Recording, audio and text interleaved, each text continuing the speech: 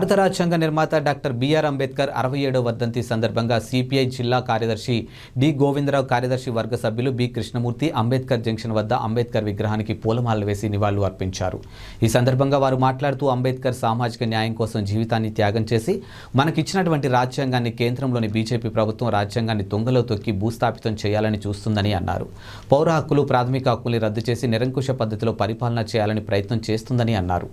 మనువాద, మనుధర్మ సిద్ధాంతాన్ని ప్రజలపై రుద్ది అగ్రకుల దురహంకారాన్ని అన్ని కులాల మీద రుద్దటానికి ప్రయత్నం జరుగుతుందని విమర్శించారు.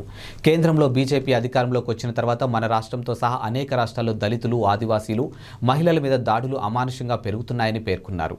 ఇక రాజ్యాంగ పరిరక్షణ కొరకు కులాలకు, మతాలకు అతీతంగా అందరం పూనుకొని ప్రతిజ్ఞ తీసుకోవడమే అంబేద్కర్ ఇచ్చే నిజమైన నివాళి అని పేర్కొన్నారు. ఇక కులాంతర వివాహాలు చేసుకున్న వారి మీద దాడులు విపరీతంగా పెరుగుతున్నాయని, పరువు హత్యలు జరుగుతున్నాయని, కులాంతర వివాహం చేసుకున్న వారికి రక్షణగా ప్రభుత్వం ఆర్థిక సహాయం, ఉద్యోగం గ్యారంటీ చేసి అండగా ఉండాలని, వారి రక్షణకు ఒక చట్టం చేయాలని డిమాండ్ చేశారు. ఈ కార్యక్రమంలో సిపిఐ నాయకులు కె మోహన్ రావు, పి తేజేశ్వరరావు తదితరులు పాల్గొన్నారు.